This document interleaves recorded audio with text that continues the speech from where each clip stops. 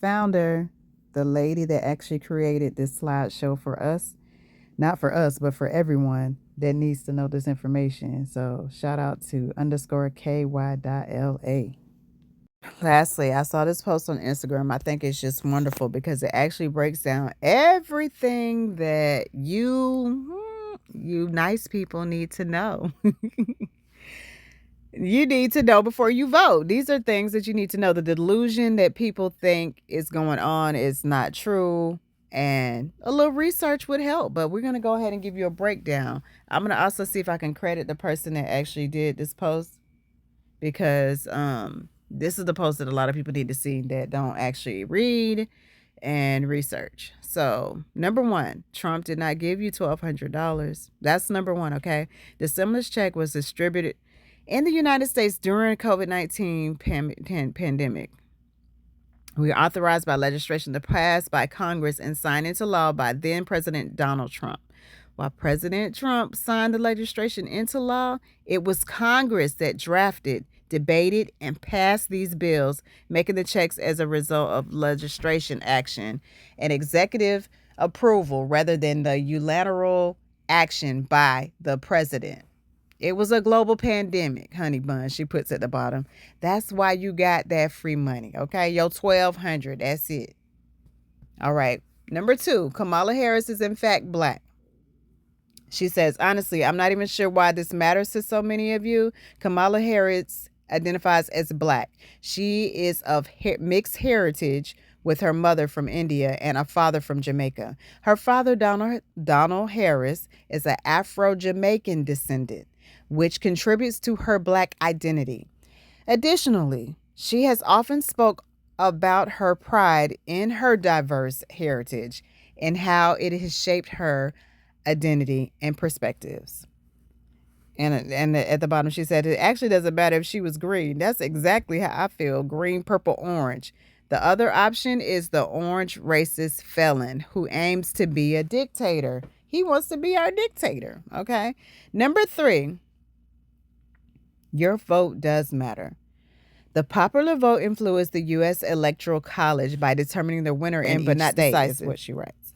Most states use the electoral where the candidates with the most the votes presidency. Get all the candidates focus on swing votes. States to secure this the makes necessary the overall popular 270 electoral votes to win. Okay.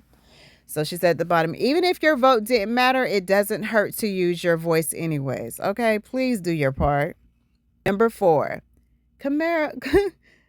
Kamala Harris did not lock up thousands of black men. This is the one that I hear so many times. During Harris' tenure as California's Attorney General